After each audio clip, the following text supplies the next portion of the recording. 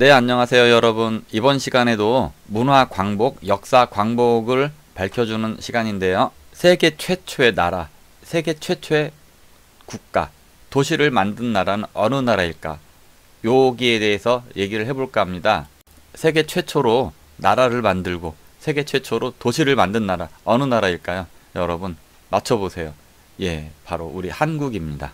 대부분 처음 듣는 얘기죠. 예, 그래서 역사를 광복해야 되고 문화를 광복해야 됩니다. 여러분들은 지금까지 잘못된 역사를 주입받아 온 거거든요. 그러면 무슨 근거로 그런 소리를 하느냐, 뻥치지 마라 이렇게 생각하시는 분들 당연히 많겠죠. 자, 그럼 지금부터 그 근거에 대해서 얘기를 해볼까 합니다. 이번에도 누구도 부정할 수 없는 언어를 가지고서 얘기를 해보겠습니다. 역사책을 가지고 얘기하면 그 역사책 조작됐다 이렇게 또 부인을 할 사람들이 많기 때문에 어리석은 거죠.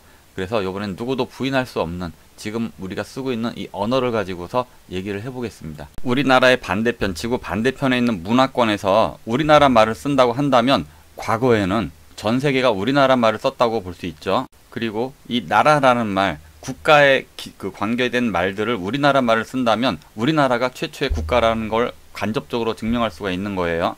이해 안 되시는 분들을 위해서 설명한다면 이 텔레비전이란 말을 우리가 그대로 쓰고 있잖아요. 최초로 텔레비전을 만든 나라에서 쓴 말을 우리가 그대로 가져다 쓰고 있는 거예요. 대부분 다 이해되시겠죠? 자, 그럼 시작합니다. 이 나라라는 말이 그대로 전 세계 공용어가 됐던 거예요. 그래서 나가 나띠온이 됐습니다. 나띠온, 네이션이 됐죠. 나라 국자 있죠. 이 국이 글로벌이 됐어요. 그리고 나라면 다스리는 분이 계시죠. 군이 있어요. 이 군이 킹이 됐어요.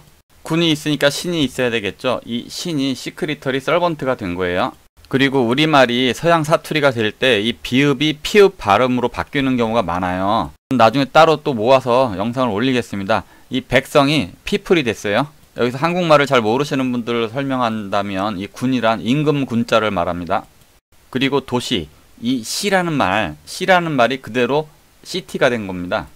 그러니 도시도 우리나라가 세계 최초로 만든 게 맞죠. 그리고 이 시라는 게 시장이라는 의미도 있어요. 이 시장에서 매매가 이루어지죠. 그래서 마켓이 된 거예요. 고대 자급자족 그런 채집 경제에서 물물교환 시대가 열리게 된 거죠. 그 최초의 시장도 우리나라에서 만들어지게 된 것입니다. 이 큰 시장이 열리면서 그 큰 시장을 중심으로 도시가 형성이 된 거죠. 바로 언어에서 쉽게 알 수가 있어요. 그리고 대규모 물물교환이 이루어지려면 운송수단이 있어야 되고 그 운송수단이 쉽게 다닐 수 있는 길이 있어야 되죠. 그것도 다 우리나라에서 다 만든 거예요. 우리나라의 이 차가 그대로 카가 됐고 우리나라의 이 로가 바로 로드가 된 거예요. 여기서 한탄해야 될 일이 우리나라는 또 세계 최초가 있는데 세계 최초로 자기네 문자를 자기 국민 스스로 쓰지 말자고 해서 없애버린 나라가 바로 우리나라예요. 그래서 이 한자를 없애버렸기 때문에 지금 국민들의 그 문맹률이 50%가 실질 문맹률은 50%가 넘어요. 그래서 지금 제가 하는 얘기를 어렵게 느끼시는 분들이 많이 있을 거예요. 그 문맹이라 그래요. 그리고 국가 하면은 도량형을 얘기하죠. 최초의 도량형을 만든 나라가 바로 우리나라입니다. 길이를 재는 이 자보다 한 차원 높은 게 각도를 재는 각도기거든요. 콤파스. 이 각도기와 또 직각자를 만든 게 바로 우리나라예요. 세계 최초로 만든 나라죠. 이런 건 전 세계 어떤 역사학자도 얘기를 하질 않아요.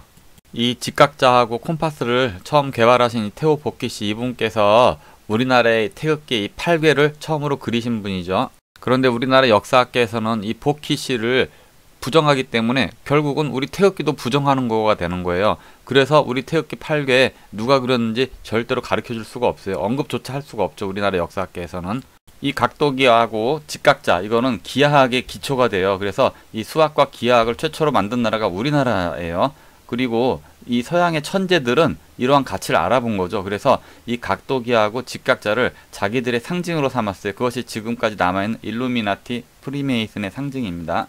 이 수학과 기하학이라고 하는 거는 기독교의 그 잘못된 교리하고는 위배가 되죠. 그래서 이 프리메이슨이나 일루미나티가 기독교와는 서로 약간 다른 길을 걷게 되는 것이에요. 약간 부연 설명하자면 그릇된 교리가 지배하던 서양 기독교 사회에서 진리에 눈을 뜬 천재들이 그 진리의 근원인 동방 한국의 문화와 문명을 몰래 연구하는 집단이 바로 일루미나티였던 것입니다. 이 일루미나티하고 딥스테이트를 구분을 못하는 사람들이 굉장히 많은데 그 구분을 해야 돼요. 그것은 마치 딥스테이트가 미국인이 많다고 미국은 악마다 이렇게 생각하는 거랑 똑같은 거예요. 어리석은 거죠. 멍청하고. 이렇게 어리석고 멍청한 사람들이 많은 이유가 우리의 문자, 우리의 철학, 우리의 문화를 잃어버렸기 때문에 그래요. 자, 지금까지 세계 최초의 국가를 만들고 도시를 만든 것은 한국이었다라는 것을 지금 남아있는 전 세계 언어들을 바탕으로 해서 증명을 해보았습니다. 문맹이신 분들은 자기들의 이해 범주를 넘어서기 때문에 부정을 하실 테고, 그래도 지혜가 있고 문자를 아시는 분들은 놀라움을 금치 못하실 겁니다. 자, 여러분들 모두에게 크나큰 축복이 내리기를 기원하면서 이만 마치겠습니다. 감사합니다.